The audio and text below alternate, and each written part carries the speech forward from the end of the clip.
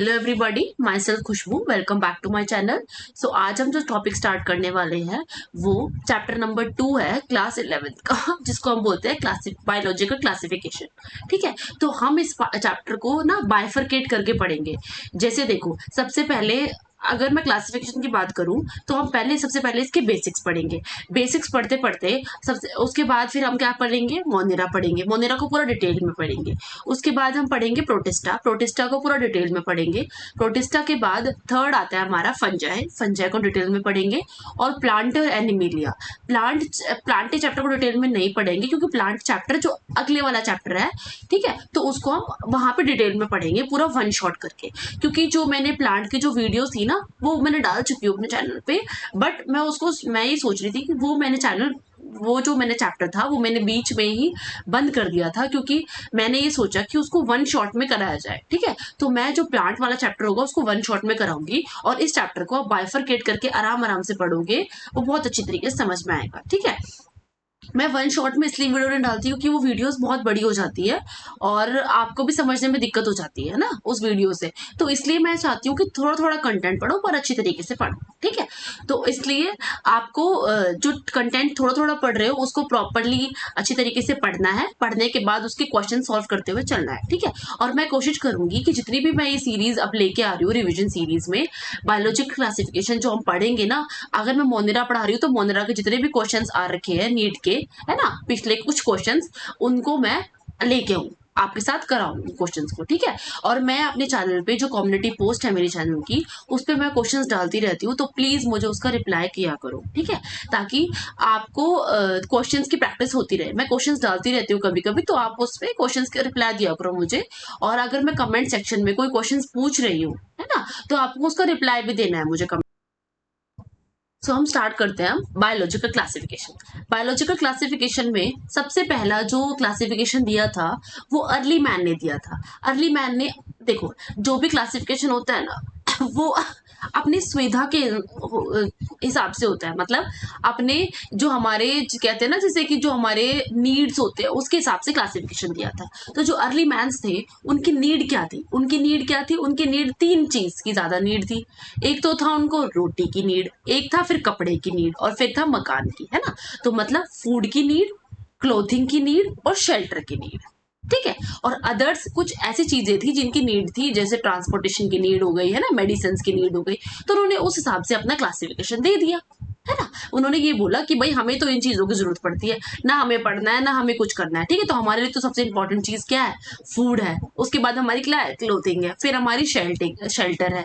फिर हमारा जो मेडिसिन है ना वो ट्रांसपोर्टेशन है। ट्रांसपोर्टेशन भी वो है कि बस जो हमें थोड़ा सा इधर से उधर पहुंचा दे, है ना। वैसे तो हम पैदल चल ही जाते हैं, बट जो हमें थोड़ा दूर तक पहुंचा दे, है ना, तो ट्रांसपोर्टेशन की नीड थी।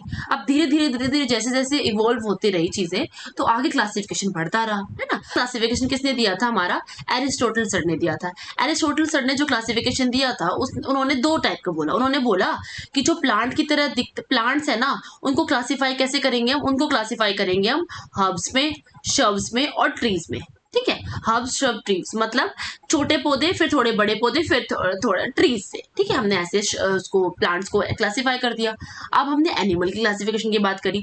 एनिमल की क्लासिफिकेशन की बात की तो उन्होंने बता दिया एनीमिया और एनीमिया। ठीक है, एनीमा और एनीमा की टर्म्स में दे दिया। मतलब जिनके पास रेड ब्लड सेल्स थी, आरबीसीज थी, उनको हमने इनीमा बोल दिया, और जिनके पास नहीं थी उनको हमने बोल दिया एनीमा।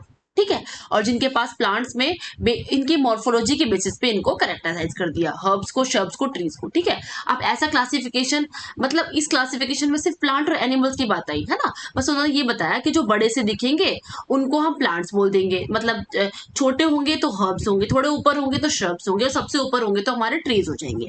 और एनिमल में हमने आरबीसी की बात करी कि आरबीसी जिनके अंदर होगी वो हमारे एनीमा हो जाएंगे, और जिनके अंदर नहीं होगी वो हो जाएंगे हमारे एनीमा हो जाएंगे। ठीक है, फिर धीरे धीरे जैसे इसमें भी कुछ क्लासिफिकेशन, जैसे पता क्या होता है, जैसे जैसे बायोलॉजी इवॉल्व होती रहती है तो एक क्लासिफिकेशन आता है फिर कट जाता है। मतलब उनमें कुछ ड्रॉबैक्स दिखते हैं उनमें कि नहीं भाई इससे तो हमारा नहीं हो पाएगा, हमें और भी क्लासिफिकेशन करनी पड़ेगी। फिर सेकंड क्लासिफिकेशन आई। सेकंड क्लासिफिकेशन किसने की थी? कैरलस लीनियस सर ने। कैरलस लीनियस सर कौन से सर है? जिन्होंने हमारा बायोलॉजिकल स्पीसीज का क्राइटेरिया दिया था, या फिर इसको हमने बोलते हैं टैक्सोनॉमी का क्राइटेरिया दिया था इन्होंने क्या बोला था, देखो इन्होंने बोला कि हम present of cell wall and non cell wall के बेसिस पे हम क्लासिफाई कर सकते हैं, है ना। जिनके अंदर सेल वॉल प्रेजेंट होगी, जिनके अंदर सेल वॉल प्रेजेंट नहीं होगी। अगर जिनके अंदर सेल वॉल प्रेजेंट होगी वो ऑब्वियस सी बात है वो हमारे क्या होंगे, वो हमारे होंगे प्लांट, है ना। और जिनके अंदर नहीं प्रेजेंट होगी उनको हमने बोल दिया एनिमल। तो इन्होंने कुछ कुछ प्लांट और एनिमल्स के अंदर प्रेजेंट और एब्सेंस के बेसिस पे कुछ कुछ कैरेक्टर्स को रखा। कुछ कुछ जो जिनके अंदर प्रेजेंट थी वो हमारे क्या थे, आर्के बैक्टीरिया थे, है ना। वो आर्के बैक्टीरिया बोल दिया इन्होंने। उसके बाद यू बैक्टीरिया बोला, archaebacteria, eubacteria, chrysophytes, dinoflagellate, fungi, algae, bryophyte, pteridophyte, gymnosperm and angiosperm. इनके अंदर इन्होंने बताया कि इनके अंदर जो सेल वॉल थी ना वो प्रेजेंट थी। इसका मतलब कि इनके अंदर सेल वॉल प्रेजेंट थी, ठीक है। तो इनको इन्होंने क्लासिफाई कर दिया। प्लांट के अंदर, एनिमल के अंदर किसको क्लासिफाई किया, प्रोटोजोआंस को करा, इंसेक्ट्स को करा और मैमल्स को किया, ठीक है। पर इससे भी हमें कुछ समझ में नहीं आया। क्यों नहीं समझ में आया कि इन्होंने ना ये नहीं बताया इनके ड्रॉबैक्स क्या थे। अब इनके ड्रॉबैक्स ये थे, इन्होंने डिस्टिंग्विश नहीं किया। इन्होंने अपनी क्लासिफिकेशन तो दे दी पर इन्होंने डिस्टिंग्विश नहीं किया किसके बारे में, प्रोकैरियोट्स और यूकैरियोट्स के बारे में, यूनिसेलुलर और मल्टीसेलुलर के बारे में, ऑटोट्रॉप्स और हेटेरोट्रॉप्स के बारे में, है ना। इन्होंने ये नहीं बताया कि जो सिंगल सेल है मतलब प्रोकैरियोट्स कौन से और यूकैरियोट्स कौन से है, किनके पास मेम्ब्रेन बाउंड ऑर्गेनेलीज है, किनके पास नहीं है ना। कोई सिंगल सेल से बना हुआ है, कौन मल्टी सेल से बना हुआ है, कौन ऑटोट्रॉपिक है, कौन हाइड्रोट्रॉपिक है, ठीक है। इन्होंने कुछ नहीं बताया, उन्होंने बस एक क्लासिफिकेशन दी। उन्होंने ये बोला कि जिनके पास सेल वॉल होगी वो प्लांट होंगे और जिनके पास सेल वॉल नहीं होगी वो एनिमल्स होंगे। तो प्लांट के अंदर ये आएंगे, कौन से आएंगे प्लांट के अंदर, आर्के बैक्टीरिया, यू बैक्टीरिया, डाइनोफ्लैजिलेट्स और क्राइजोफाइट्स वगैरह ये सब आएंगे, ठीक है, प्लांट के अंदर। इन्होंने बताया कि एनिमल के अंदर प्रोटोजोआंस और इंसेक्ट्स वगैरह ये आ जाएंगे, ठीक है। बट इनका जो क्लासिफिकेशन था वो फेल हो गया। क्यों फेल हुआ, क्योंकि इन्होंने डिस्टिंग्विश नहीं कर पाया किसके बीच में, प्रोकैरियोट्स और यूकैरियोट्स के बीच में। ये ना बता पाए कि यूनिसेलुलर और मल्टीसेलुलर क्या होता है, ऑटोट्रॉप्स और हाइड्रोट्रॉप्स क्या होते हैं, ये भी नहीं बता पाए, ठीक है। और एक इन्होंने क्लासिफिकेशन दी कि जो माइकोप्लाज्मा है उनको इसमें किस में रखा, उन्होंने बैक्टीरिया के अंदर रखा। बैक्टीरिया क्या था, जिसके अंदर प्रेजेंट थी सेल वॉल की। माइक्रोप्लाज्मा को उन्होंने बैक्टीरिया के अंदर रखा। बट जो माइकोप्लाज्मा होता है उनके उसके पास सेल वॉल नहीं होती, तो ये भी क्राइटेरिया फुलफिल नहीं हो पाया। इन्होंने बता नहीं पाए कि इन्होंने जो क्लासिफिकेशन दिया वो अच्छी तरीके से नहीं दिया, मतलब पूरा क्लासिफाइड ढंग से नहीं कर पाए, ठीक है। तो अब आगे आगे जैसे साइंटिस्ट बढ़े तो आगे आगे बढ़ते रहे, ठीक है। अब नेक्स्ट क्लासिफिकेशन जो आई हमारी वो आई 5 किंगडम क्लासिफिकेशन। 5 किंगडम क्लासिफिकेशन में क्या बताया कि जो 5 किंगडम क्लासिफिकेशन में पहला किंगडम क्लासिफिकेशन क्या था हमारा, फर्स्ट था मोनिरा, ठीक है। फर्स्ट क्या था, मोनिरा था। सेकंड क्या था, प्रोटिस्टा था। देखो first monera, second protista, third fungi, plantae, animalia, है ना। इन्हीं को हम डिटेल में पढ़ते हुए चलेंगे। और इसमें जो मोनिरा था ना उनके अंदर प्रिमिटिव ऑर्गेनिजम्स रखे, मतलब छोटे छोटे बिल्कुल बैक्टीरिया टाइप ऑर्गेनिज्म रखे। प्रोटिस्टा को इन्होंने डिस्टिंग्विश करा, फिर फंजाई आया, फिर प्लांटे आया और फिर एनिमल आया, ठीक है। इनको पूरा पढ़ते हुए चलेंगे हम। अब नेक्स्ट वाला इन्होंने कुछ और बताया कि किसके बेसिस पे किया इन्होंने 5 किंगडम क्लासिफिकेशंस को, आर.एच. व्हिटेकर सर ने किया था। और किसके बेसिस पे किया था, फर्स्ट क्लासिफिकेशन था सेल स्ट्रक्चर के बेसिस पे।